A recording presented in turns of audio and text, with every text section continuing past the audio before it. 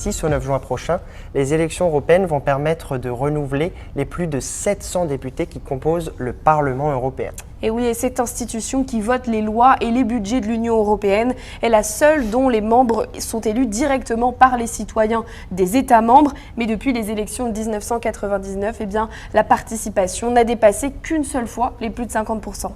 Et cette abstention, elle est encore plus marquée chez les jeunes. En France, 3/4 des moins de 25 ans ne se sont pas déplacés aux urnes en 2019. Alors, dans cet épisode de Focus, on va s'intéresser aux stratégies et aux moyens mis en place pour les mobiliser.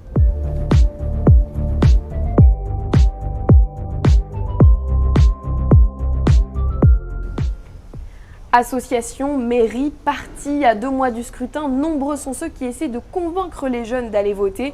Une mission difficile, exemple en Gironde avec le reportage de Gilles Feller et Luigi Lacide. À voter. On s'y tromperait presque. Ceci n'est pas l'élection européenne en avance, mais une simulation proposée à de nouveaux électeurs par l'Association des jeunes européens. Tu as toutes les listes de plein de noms que tu connais pas et que nous non plus, de toute façon ça c'est des noms fictifs mais qu'on connaîtra pas le 9 juin. À l'occasion d'une remise de cartes électorales dans cette ville, elle propose une action pour sensibiliser à ce scrutin peu populaire, surtout chez les jeunes. Les jeunes qui s'y intéressent, on n'en voit pas beaucoup. Souvent on comprend bien qu'on leur parle et que ça les saoule un peu, si je peux dire comme ça. L'intérêt de cette asso déjà, c'est qu'elle est transpartisane et ça nous permet aussi de défendre des valeurs démocratiques, de défendre des opinions mais qui ne sont pas pour un parti politique. 73% des Français de 18-24 ans s'étaient abstenus aux européennes de 2019 selon l'IFOP. Alors l'association reconnue d'utilité publique mène une véritable bataille et parvient à motiver certains jeunes. Moi je pense que ma parole, elle compte. Même si je n'ai pas un statut particulier, je pense que ma parole dans un vote, elle compte. J'avoue que je ne m'y connais pas énormément en politique en général, donc pour moi c'est un peu compliqué, mais j'essaie de m'y intéresser. Je sais que je vais me pencher sur la question parce que ça reste l'Europe, c'est quand même si c'est une autre institution, c'est hyper important. Pourtant, l'abstention pourrait rester le choix numéro 1 de la jeunesse en juin prochain. Le maire socialiste qui organise cet événement pense qu'il y a urgence à redonner espoir. Il y a sûrement un devoir de pédagogie d'abord sur l'Europe, sur ses institutions. On la rend souvent responsable de tous les maux, cette Europe. Il faut quand même dire que tous ceux qui sont dans la zone Europe n'ont pas connu la guerre. Il y a des partis qui portent le message de paix, de fraternité, mais également de discussion, de négociation, de dialogue, qui vont vers la justice sociale, parce qu'à l'heure actuelle, c'est extrêmement important. Des jeunes, il y en a une vingtaine ce jour-là à Saint-Aubin-de-Médoc. Au programme, un meeting du Rassemblement national en tête des sondages. En fait, les jeunes viennent d'eux-mêmes, en tout cas en ce moment. Par exemple, la semaine dernière, on a enregistré beaucoup plus de nouvelles adhésions jeunes que d'adhésions en général. Pouvoir d'achat, immigration, sécurité. Pendant près d'une heure, le député Jean-Philippe Tanguy déroule les classiques du parti d'extrême droite. Les jeunes militants ressortent galvanisés. Déjà avec tous ces jeunes, ce qui est incroyable, on est prêt pour les européennes, on est prêt pour le terrain et c'est toujours un plaisir de recevoir un élu comme Jean-Philippe Tanguy en Gironde. Au-delà des idées, c'est un nom qui motive les troupes, Jordan Bardella.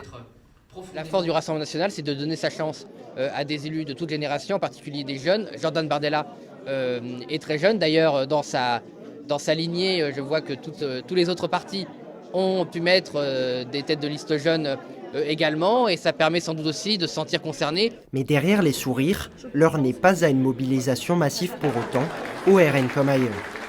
Chez les jeunes avec Macron, les effectifs sur le terrain sont moins nombreux que pour la présidentielle. Pour ce tractage, ils ne sont que 3 à Bordeaux. Oui, aujourd'hui, on arrive à mobiliser difficilement, mais on est là et on compte y rester encore longtemps. Ces militants ont fort à faire pour faire connaître leur tête de liste Valérie Hayé, bien moins connue que son rival du RN. Bonsoir, vous savez qu'il y a les élections européennes qui arrivent bientôt. Oui, Bardella. Le 9 juin. Bardella. Alors je pense qu'on peut rattraper ces choses-là avec les idées, en mettant en avant notre bilan et nos idées. En revanche, évidemment que le côté communication joue beaucoup, surtout dans les élections où il y a une forte abstention. Donc c'est un vrai enjeu, on essaie de travailler dessus. Idées, communication, tous les moyens sont bons pour capter l'attention des jeunes citoyens. Mais le problème vient-il seulement d'un déficit d'intérêt ? Est-ce que vous avez voté le 9 juin ? J'hésite encore un peu, mais ce ne sera pas Valérie Hayé, désolée. Je pense que c'est principalement à cause de ce gouvernement actuel que j'ai pas envie de voter. Ça m'a un petit peu fait perdre confiance en la politique. Même intéressé, une part de l'électorat jeune se détourne des urnes par lassitude ou colère. On va avoir des gens qui sont convaincus, d'autres gens en effet qui ont des réticences. Que ce soit sur la réforme des retraites, que ce soit sur les questions écologiques, nous on est là pour justement apporter des réponses. Pour convaincre, partis et institutions doivent encore faire davantage. D'après une étude menée en 2022 par l'Institut de l'engagement, un jeune Français sur 2 estime qu'il vaut mieux s'engager en dehors du système politique. Et un parti cherche particulièrement à grappiller des électeurs du côté des abstentionnistes, c'est la France Insoumise. Pour en savoir plus, vous pouvez écouter l'émission Twist de nos collègues de Spécialité Radio et ce reportage de Brian Nicolas à retrouver sur toutes les plateformes d'écoute. Attirer les jeunes passe aussi et surtout par les réseaux sociaux. Alors pour leur campagne, de nombreuses têtes de liste ont investi les plateformes comme TikTok ou Instagram, mais ces stratégies de communication sont-elles toujours payantes? Un décryptage d'Anaël Collin. 1 million, c'est le nombre d'abonnés que détient Jordan Bardella sur TikTok. Le président du Rassemblement national est aujourd'hui le 3e politique français le plus suivi sur la plateforme. Depuis quelques mois, le parti d'extrême droite investit les réseaux sociaux. Le but, attirer un électorat qui détient un fort taux d'abstention. Les jeunes, comment? En diffusant des discours simples et populistes qui visent à lisser l'image du parti. Pour le parti populiste, qui est le Rassemblement national, c'est pas béni. C'est pas béni parce que les jeunes accusent les médias classiques de désinformer. Ils pensent que c'est sur les réseaux sociaux qu'ils trouvent la véritable information. Donc, un candidat qui tient un discours simple, apparemment sincère, pour des jeunes et en direction des jeunes, sur une plateforme qui est dédiée à ça, en quelques secondes, c'est l'assurance du carton plein. Mais le parti d'extrême droite n'est pas le seul à tenter de s'imposer sur les réseaux sociaux. Du côté de la gauche, c'est Raphaël Glucksmann qui tire son épingle du jeu en misant tout sur Instagram où 800 000 personnes le suivent. La clé du succès, une charte graphique colorée, des textes courts et une prise de position souvent contestataire. Ouïghours, IVG ou encore fast fashion, le député européen aborde de nombreuses causes auxquelles les jeunes peuvent facilement se rallier. Ce qui marche le mieux dans ce produit, c'est vraiment le côté chartage. Non, vous n'avez pas le droit, vous ne pouvez pas, monsieur Macron, etc. Donc, ça capte évidemment l'attention. Les autres têtes de liste de la gauche, comme Manon Aubry et Marie Toussaint, ont elles plus de mal à exister. Exemple avec la candidate écologiste qui n'a rejoint TikTok qu'à la mi-mars 2024 et peine à avoir de nombreux abonnés. D'autant plus qu'arriver après d'anciens grands leaders de partis comme Yannick Jadot peut les handicaper dès le départ. C'est compliqué d'exister, sachant que Rousseau tweet beaucoup, que beaucoup de gens de Jadot tweetent beaucoup. C'est dur d'exister. Pour le parti présidentiel et les Républicains, c'est le même constat. Sur TikTok et Instagram, les deux têtes de liste regroupent peu d'abonnés. En cause, une stratégie de communication trop institutionnelle. Exemple avec Valérie Heyer qui n'hésite pas à se mettre en scène aux côtés de chefs d'État. Mais aujourd'hui, il est difficile d'affirmer qu'une forte popularité sur les réseaux sociaux se traduit dans les bulletins de vote.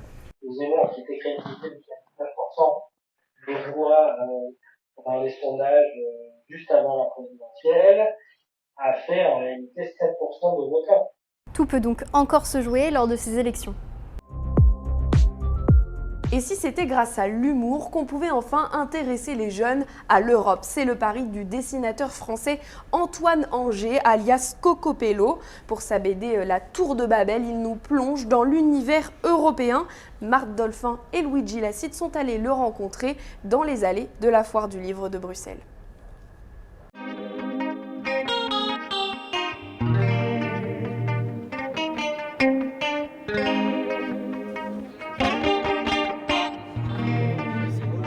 Moi j'ai fait une immersion de 18 mois dans les institutions européennes, ça peut paraître beaucoup. Après j'ai fait aussi beaucoup de voyages pour essayer de comprendre la position des uns et des autres.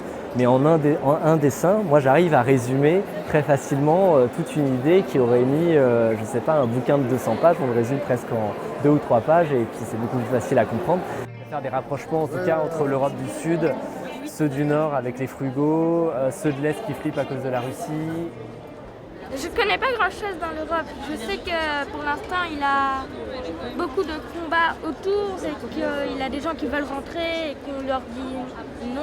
Alors avec la lecture, j'espère pouvoir mieux comprendre ce que qui est encore un peu flou dans la tête.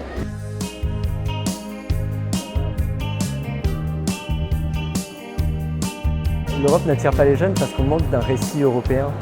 En fait, moi, en me rendant dans les institutions, je me suis aperçu que les institutions parlaient des différents sujets qui nous concernent toutes et tous et qui concernent beaucoup les jeunes et qui intéressent les jeunes. Le changement climatique, c'est le meilleur exemple. J'ai fait Tirana, en Albanie, la Grèce. Oui, je suis une goutte d'eau dans un océan. Peut-être que cette bande dessinée aura un impact sur les jeunes européens, peut-être qu'il n'y aura pas d'impact, c'est le jeu, c'est comme ça, on essaye et on avance. Je me suis dit, je vais faire un petit bébé Erasmus avec une éolienne à la main qui symbolise le changement climatique et ce qu'on doit faire, nous les jeunes, pour cette Europe-là, avec des petits cubes, avec les drapeaux européens. Qui dit l'Europe ça va, c'est simple quand on a fait Erasmus, parce que j'ai croisé énormément de gens qui avaient fait Erasmus et qui avaient cette culture européenne, qui parlaient d'Europe durant leurs études, qui travaillent pour ces institutions-là, donc je trouvais ça intéressant de le faire.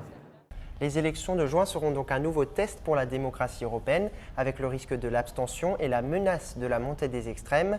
En France métropolitaine, tout se jouera le 9 juin et dès le 8 en Outre-mer. Merci à toutes et à tous de nous avoir suivis. N'hésitez pas à aller regarder les 3 autres épisodes de notre focus sur l'Europe et à aller lire nos collègues de Presse Écrite dans leur futur magazine Viso.